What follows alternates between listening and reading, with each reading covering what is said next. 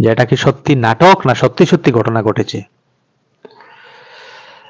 পাকিস্তান থেকে একাধিক বলিউড তারকাকে খুনের হুমকি দেওয়া হয়েছে।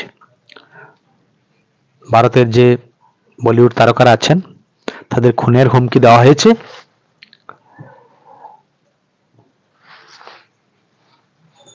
বলিউড তারকা কপিল শর্মা প্রাণনাশের হুমকি পেয়েছেন। পাকিস্তান থেকে আসা এক ইমেলে তাকে হত্যার হুমকি দেওয়া হয়েছে বলে অভিযোগ।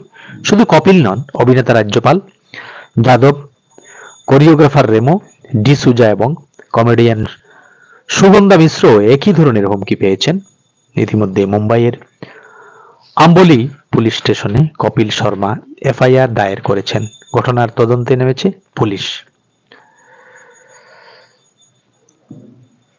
সইফ হামলাকারীর বাংলাদেশি উচ্চারণে তদন্তে বাধা বিপাকে মুম্বাই পুলিশ।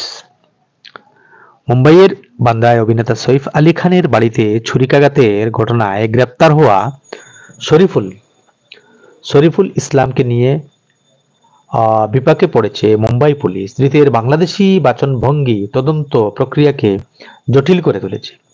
পুলিশ সূত্রের খবর, শরীফুলের বক্তব্য বুঝতে এবং তার কথা সঠিক অর্থ বের করতে কর্মকর্তাদের হুঁচট খেতে হচ্ছে। তদন্তের স্বার্থে তাকে ধীরে ধীরে কথা বলার নির্দেশ দেওয়া হয়েছে। ঘটনাস্থলে নিয়ে গিয়ে ঘটনার পুনর্নির্মাণ করা হয়েছে। মুম্বাই পুলিশ শরীফুলের যাবতীয় গতিবিধি ও হামলার পেছনের কারণ উদ্ঘাটনে কাজ চালিয়ে যাচ্ছে। গত 16 জানুয়ারি কাকবুরে সদ্গুরু শরণ অ্যাপার্টমেন্টে সইফ আলী খানের বাড়িতে প্রবেশ করে হামলা চালায় শরীফুল।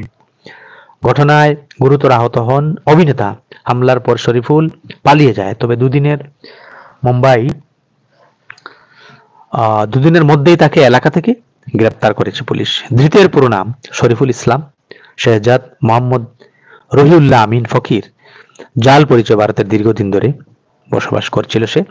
জানা যায় মেঘালয়ের ডাউকি নদী পেরিয়ে ভারতের প্রবেশ করে শরীফুল। পরে শিলিগুড়ি হয়ে পশ্চিমবঙ্গে এসে দীর্ঘদিন কাটায়। আমাদের লাইভের আজকে শেষ পর্যায়ে এসে গেছি। আজকের সংবাদ শিলচর চ্যানেল থেকে যে লাইভটা চলছে সেটা শেষ পর্যায়ে এসে গেছি। আমাদের দর্শক শ্রোতা কয়েকজন এখানে আছেন দেখা যাচ্ছে।